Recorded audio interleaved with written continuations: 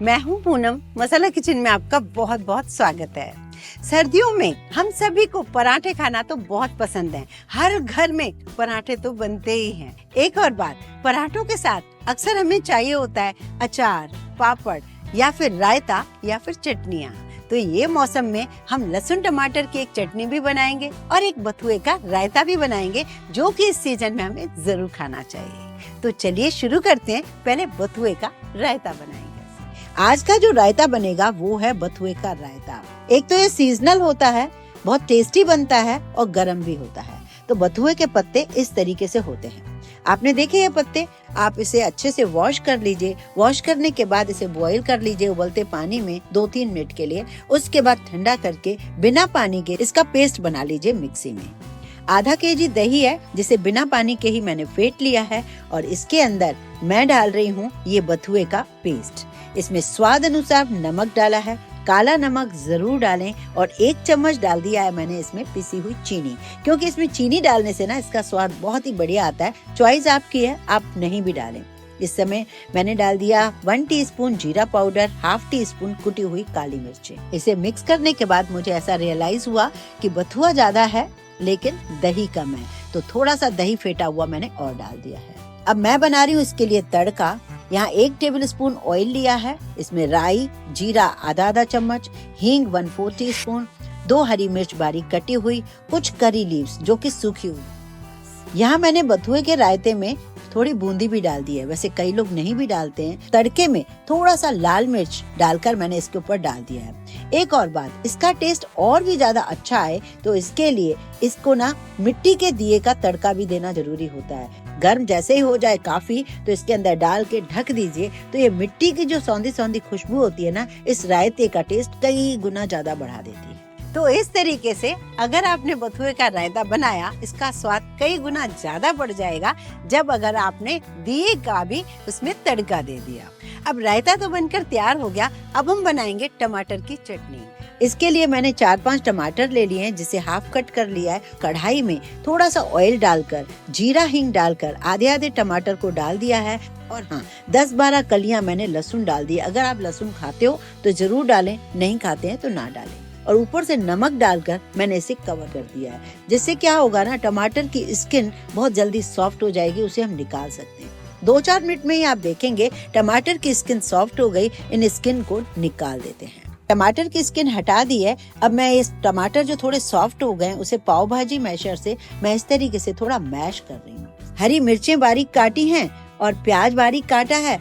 टमाटर सॉफ्ट हो चुके हैं। अब इसमें हम डालते जा रहे हैं 1 बाय 1 चीजें। बारीक कटा हुआ प्याज डाल दिया, हरी मिर्चें डाल दी, हरे लहसुन के पत्ते डाल दिए हैं। इसमें मैं लहसुन प्याज यूज कर रही हूँ। अगर आप चाहें तो लहसुन प्याज को स्किप कर सकते हैं। और हाँ, सूखा लहसुन तो यूज किया ही है। साथ में जो ये पत्तियां हैं ना, ये मैंने अपने पौधे में लगा रखी हैं। जैसे हम ड्राई छोटी छोटी कलियां लहसुन की अगर डाल देना गमले में तो हरी पत्तियां आना शुरू हो जाती हैं। आप भी चाहें तो अपने गमले में लगा सकते हैं। ऐसे ही छोटे छोटे अगर प्याज डाल दोगे तो प्याज के पत्ते, स्प्रिंग अनियन जिसको बोलते हैं, हमेशा हमें मिलेंगे इन पूरी सर्दियों में। कश्मीरी लाल मिर्च पाउडर, हल्दी पाउडर, धनिया पाउडर, जीरा पाउडर और थोड़ा सा मैंने इसमें डाल दिया है अमचूर पाउडर। मुझे नमक थोड़ा कम लग रहा था तो मैंने नमक भी डाल दिया। सारी चीजों को मिक्स करके ढककर थोड़ी देर और पका लेते हैं। बस इसे निकाल कर रखते हैं। 2-3 दिन तक इस चटनी का कुछ नहीं बिगड़ता, क्योंकि ठंड का टाइम है। आप पराठे के साथ खाएं, दाल चावल के साथ बनाएं, बहुत अच्छी लगती है। अब बारी आती है कि हम गोभी का पराठा बनाने जा रहे हैं। अब गोभी का पराठा अक्सर कई घरों में बनता है, कॉमन चीज़ है। जैसे कि हम ग्रेट करते हैं, उसका पानी ड्रेन आउट कभी कभी करते हैं, कभी ऐसे ही डाल देते हैं। लेकिन मेरे यहाँ गोभी का पराठा कैसे बनता है वो आज मैं आपको बताती हूँ। यहाँ मैंने कढ़ाई में डाला है 1 टेबलस्पून ऑयल, जीरा और हल्दी पाउडर। यहाँ मैंने 1 फूल गोभी को बारीक कट करके डाल दिया है और 2 आलू जिन्हें मैंने बारीक छोटे छोटे पीसेस कट किए हैं और वो भी मैंने इसके अंदर डाल दिए हैं। इस गोभी आलू को मिक्स करते हुए मैं डाल रही हूँ नमक और इसे ढककर थोड़ी देर के लिए रख देती हूँ। जब तक ये गोभी आलू पक रहा है तब तक मैं साइड से एक तैयारी कर लेती हूँ। आपके पास आटा गूंदा हुआ हो तो चलेगा, वही ले लीजिए, क्योंकि पराठे के लिए बस सॉफ्ट आटे की जरूरत होती है। तो मैंने आटे में थोड़ा सा नमक डाला और पानी से गूंथ के इसे ढककर एक तरफ रख देती हूँ।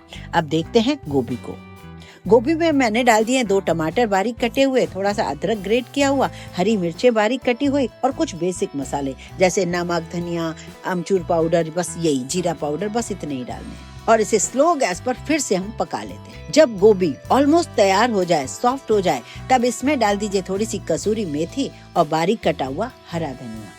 अब ये गोभी आलू की सब्जी आप रोटी के साथ भी खा सकते हो, बहुत कम तेल में बहुत बढ़िया बन जाती है, पर मैं तो बना रही हूँ पराठों के लिए, तो इसके लिए क्या करना होगा, इस गोभी को हमें ठंडा करना होगा। चलते हैं, तब तक हम मेथी के पराठे की तैयारी कर लेते हैं। ये है मेथी के पत्ते।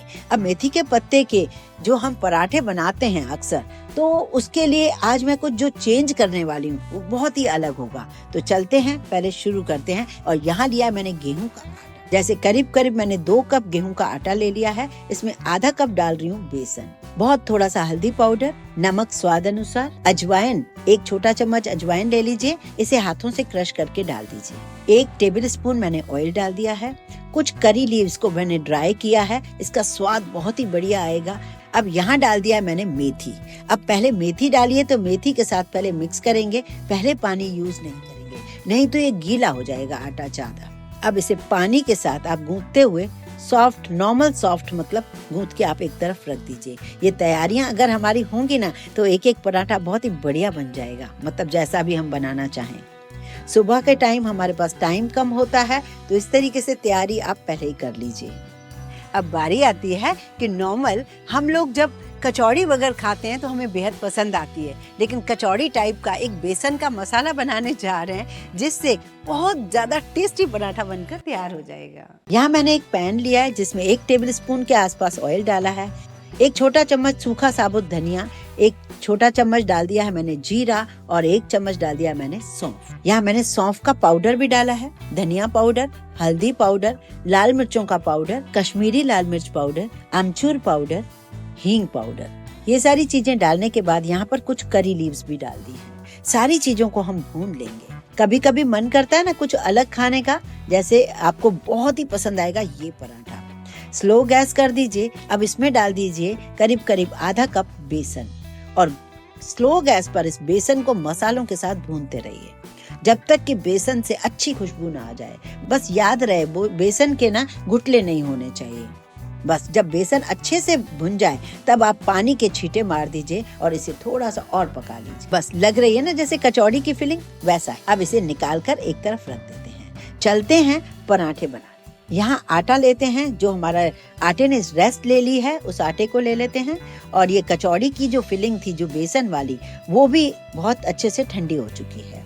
बस आटा इसी तरीके से सॉफ्ट होगा तो आपको कोई प्रॉब्लम नहीं आएगी। साथ में सूखा आटा ले लीजिए और इस तरीके से हम पराठे बनाएंगे। मैंने बड़े बड़े पराठे बनाए, आप अपने हिसाब से छोटे छोटे भी बनाइए, क्योंकि बड़े पराठों में फायदा ये होता है कि हाफ हाफ कट करके आप सबको देते जाइए और फिलिंग भी बहुत अच्छे से डालिए। ये चारों पराठे ऐसे हैं, आप चाहें तो टोटल बिना ऑयल के भी खा सकते हो, आप चाहें तो खूब सारे ऑयल के साथ, घी के साथ पका पका कर भी खा सकते हो। ये देखिए आटा सॉफ्ट होने की वजह से फिलिंग बहुत बढ़िया से अंदर से चली गई है। अब इसे बेल लीजिए। बेलने के बाद नॉर्मल तवा जो हमारे पास होता है गरम कर लीजिए, पराठे को डाल दीजिए। एक बार पलटने के बाद फिर से इसे पकने दीजिए। इधर से मैं लगा लेती हूँ चटनी और रायता। ये हर पराठे के साथ बहुत अच्छी लगेगी। मैंने पराठे को पलट लिया है। आप चाहें तो इसी तरीके से सेक सेक कर इसका एंजॉय कर सकते हैं, कचौड़ी का मजा ले सकते हैं, या फिर ऑयल, भरपूर ऑयल डाल दीजिए। जैसे पराठे वाली गली के स्पेशल पराठे बनते हैं ना, बस वैसे भी बना सकते हो आप। ये देखिए, अब जब ऑयल डालते हो या घी डालते हो तो गैस को थोड़ा स्लो कर दीजिए, वरना ये जले ना पराठा। ये देखिए बहुत ही बढ़िया क्रिस्पी करारा कचौड़ी पराठा कह सकते हो, बेसन पराठा कह सकते हो, तैयार है। इसे जब आप खोलोगे ना तो मजा आ जाएगा, मतलब इसको तो बस ऐसे ही खा लोगे, बहुत पसंद आएगा। अब लेते हैं वही आटा जो हमने गूंथा था, इसमें खूब सारी जो ठंडी गोभी हो गई है, गोभी आलू की सब्जी, उसको भर लेते हैं। थोड़ा सा धनिया डाल देते हैं और उसे भी इसी तरीके से पैक करते हैं। थोड़ा सा धनिया डाल दिए जहां मैंने पैक किया था। अब क्योंकि मैं इसे ऊपर से इसलिए बेल रही हूँ क्योंकि धनिया डाला था। वापस से उसी तरीके से हमें बेलना है। मैंने कहा ना, अगर आपको मतलब बिना ऑयल के खाना है तो बस इधर उधर से पलटाते जाइए और क्रिस्पी बनाते जाइए, और या फिर ऑयल लगाकर इस तरीके से पकाइए। एक बात तो है, सुबह सुबह बढ़िया सा पराठा मिल जाए बच्चों को, बड़ों को, किसी को भी, सारे दिन की भूख खत्म, मतलब बहुत ही बढ़िया लगेगा। एक बार जरूर ट्राई कीजिए ये पराठों को। माना कि हर घर में आलू के पराठे, गोभी के, मेथी के बनते ही हैं, पर थोड़ा से तरीका चेंज करने से आपको बेहद अच्छे लगेंगे। आप गोभी के वो बनाते हो, इस बार आप ऐसे बनाकर देखिए। अब चलते हैं, एक और पराठा आपको बताती हूँ जो कि मैंने बीट रूट से गूंथ के रखा है आटे को, उसका हम पराठा कैसे बनाएं। बच्चों को खास वो पराठा दीजिए, क्योंकि बच्चों को अक्सर बीट रूट खाने में मजा नहीं आता। मैंने आटा इसमें डाल दिया था, इसका मैं बस लोई बना ली है। इसको बड़ा सा बेल लेती हूँ, पतला बेल लीजिए। अब आप चाहें तो पूरे में ही पनीर को ग्रेट करके डाल दीजिए, आप कोई दूसरी सब्जी डाल दीजिए मनपसंद बच्चों को, जो भी बच्चों को पसंद आती है, पूरा भी डाल सकते हैं। इसके ऊपर दूसरी रोटी भी रख सकते हो, या फिर तिकोना बना सकते हो, चौकोर बना सकते हो, चॉइस आपकी है। तिकोना बनाना है तो इस तरीके से मोड़ दीजिए, सब तरफ से उसे इस तरीके से पैक कर दीजिए। और पैक करने के बाद, पतला तो वैसे ही था पराठा, अब इसको ऐसे ही पका लीजिए। इसमें क्या है, फटने का कोई टेंशन ही नहीं है। आपने देखा, ये पराठा अपने आप ही पक रहा है, इसमें कोई टेंशन ही नहीं है। तो जो बिगनर्स है ना, वो इस तरीके से शेप वाले पराठे बनाएं, और बच्चे भी बड़े खुशी से खाते हैं जब उनको एक डिफरेंट शेप के पराठे मिलते हैं। अब बीट रूट उनको बिल्कुल याद नहीं आएगा, उनको यही लगाएगा कि वो पिंक पराठा खाना है, वही पनीर वाला पिंक पराठा। आप इसमें कॉर्न डाल सकते थे, चीज डाल सकते थे, बच्चों को जो पसंद आता है वो डाल के दीजिए। याद है आपको, एक मेथी का आटा अपन ने गूंथा था। तो ये चौथा पराठा मैं कैसे बनाने वाली हूँ वो दिखाती हूँ। अब आपको लगेगा कि ऐसा तो पराठा हम अक्सर बनाते रहते हैं, बिल्कुल बनाते होंगे। मैं आज आपको दूसरा इसका तरीका बताती हूँ। ये देखिए, यहाँ मैंने बॉयल आलू जो होता है, जो हम बॉयल आलू का पराठा बनाते हैं ना, उसमें जैसे कुछ मसाले डालते हैं बेसिक, धनिया डालते हैं, हरी मिर्च डालते हैं, नमक, मिर्च, अमचूर डालते हैं, बस वैसे ही डालकर एक फिलिंग बनाई है। मेरे घर में अगर बची हुई सब्जी का पराठा बने, वो सब ज्यादा पसंद करते हैं, बजाय ये अलग से मेथी का पराठा या गोभी का पराठा। तो आप भी कभी ऐसे जरूर ट्राई कीजिए।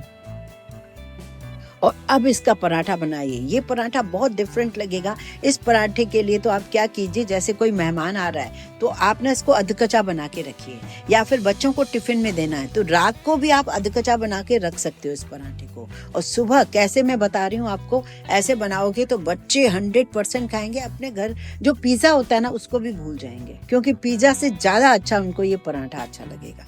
जब अधकच्चा पराठा बन जाए तब आप क्या कीजिए, इसे इस तरीके से पिज्जा कटर से या नाइफ से 8 पीस कर दीजिए। आप सारे पराठों में चाहे तो ऑयल डालें या ना डालें, घी डालें, बटर डालें, या बिल्कुल भी कुछ ना डालें, तभी ये पराठे बहुत टेस्टी बनेंगे, ये मुझे पता है। कभी कभी इस तरीके से जरूर खाना चाहिए, और नहीं खाना है ऐसे तो आप सादा, बस जैसे अपन ने सारे पराठे बनाए ना, वैसा भी बना सकते हो। और मैं आपको बता रही हूँ कि आप इसमें एक बूंद भी ऑयल नहीं डालोगे ना किसी भी पराठे में, तब भी वो पराठे बहुत टेस्टी बनेंगे, क्योंकि स्वाद बहुत बढ़िया है। वो तेल सिर्फ हमें चमक देता है पराठों में, और थोड़ा क्रिस्पनेस देता है, और थोड़ा सा मतलब दिखने में सुंदर लगते हैं। पर बिना ऑयल के भी पराठे बनाए जा सकते हैं, ये मेरी गारंटी। आप एक बार जरूर ट्राई कीजिए। आपको इन चारों पराठों में से कौन सा पराठा ज्यादा पसंद आया, किसे आप पहले बनाना पसंद करेंगे, ये मुझे कमेंट करके जरूर बताइए। चैनल पर अगर नए आए हो, मेरे वीडियो से अगर आपको थोड़ी सी भी हेल्प मिलती है तो प्लीज चैनल को सब्सक्राइब जरूर कर लिया कीजिए। और हाँ, ये मुझे पता है कि आपको यदि पसंद आया तो लाइक तो करोगे, शेयर भी कर लीजिएगा।